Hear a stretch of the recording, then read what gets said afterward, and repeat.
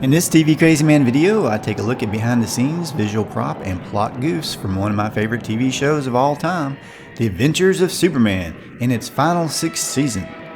The show was the first in many respects. They had a tight budget and limited time, but still managed to make one of the most enduring series of all time that we are still talking about today. But even a great show has its goofs from time to time. Goofs that are sometimes puzzling, and other times just a little bit funny. So let's get started, Superman fans. In the episode Atomic Captive, Jimmy and Lois get trapped in the middle of an atomic blast test. This episode goes big by taking on the challenge of putting Superman up against an atomic bomb. It's a visually impressive concept you'd expect from a comic book or a big budget movie.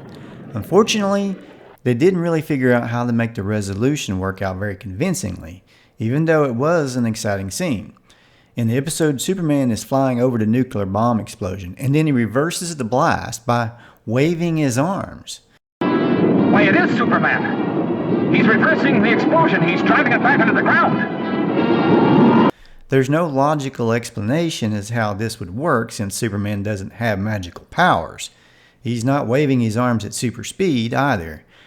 It's also conceivable they meant for us to think it had something to do with Superman flying around the blast at super speed, and the arm flailing was just Superman pushing against the blast. But I guess in the end it's up to the viewer's imagination. Now if you look carefully, you can also see parts of the apparatus holding George Reeves up in the flying position underneath his S. Not that noticeable, but it's there if you look hard enough. Also, when the actual nuclear detonation occurs, the car that Jimmy and Lois were driving is blown over onto its side by the shock wave. But they don't seem to be affected at all. Seems like a no-brainer. If the blast knocked a car over, it would have sent them flying as well. Still fun to watch, but definitely some puzzling stuff going on in this episode. Will you marry me? What? In the episode Superman's Wife, Superman pretends to marry a police lady in order to catch some crooks, but poor Lois Lane isn't in on it. Fun episode, but I have to ask about the ending scenes. Superman must save his fake wife from being exploded from sticks of dynamite, but first he stops to warn off an armored car, which doesn't make sense unless he didn't know about the dynamite.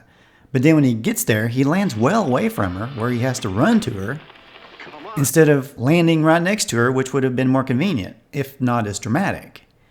If he did know about the dynamite, he could have just flew there first and put out the dynamite fuse. I know I'm nitpicking again, but you know. In the episode 3-in-1, we catch Noel Neill in an honest-to-goodness blooper that made it into the final cut. When Lois Lane is explaining to Superman how short-handed the planet is, she says Clark is missing, but then says that Mr. Kent is trying to get a hold of Jimmy to take him off the feature till Clark gets back. Well, Mr. Kent's trying to get a hold of Jimmy, take him off the feature till Clark gets back. I think she meant to say Mr. White is trying to get a hold of Jimmy. In the episode, The Magic Secret, Superman, Lois, and Jimmy are caught in a kryptonite trap in a hole where the walls are caving in. Superman, being zapped with kryptonite rays, is too weak to stop the walls or fly his friends to safety. So he puts Lois in a trance and levitates her to where she becomes a solid obstacle, blocking the walls from collapsing, while Jimmy climbs out of the hole to turn off the kryptonite ray. I've always scratched my head on this one. How could the frail human body of Lois Lane hold back the walls that were powered by hydraulic pistons just because she was in a trance?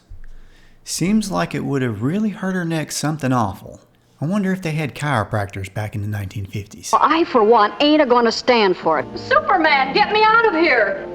I'm afraid you'll have to get out the same way Jimmy did, Miss Lane.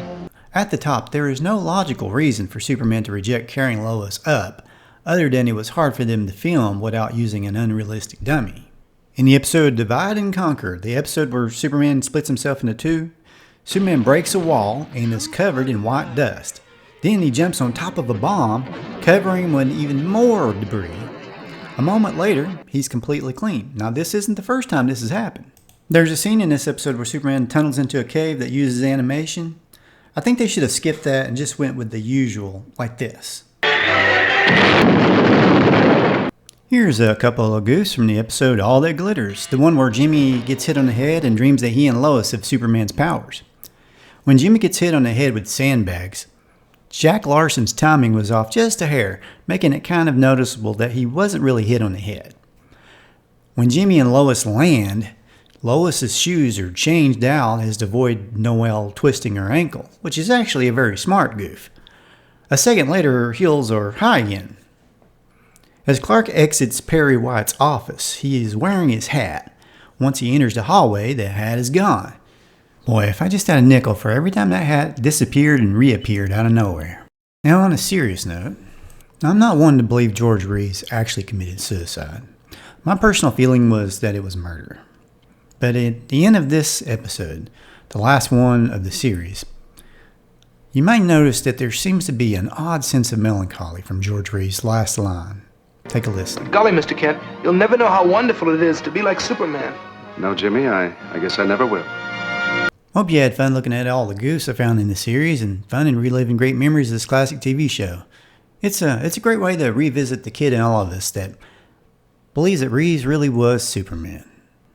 Well, Superman fans, please let me know in the comments what videos you'd like to see next. Should I completely focus on goofs for a while, or would you like me to do some facts-related videos on other Superman episodes in the future?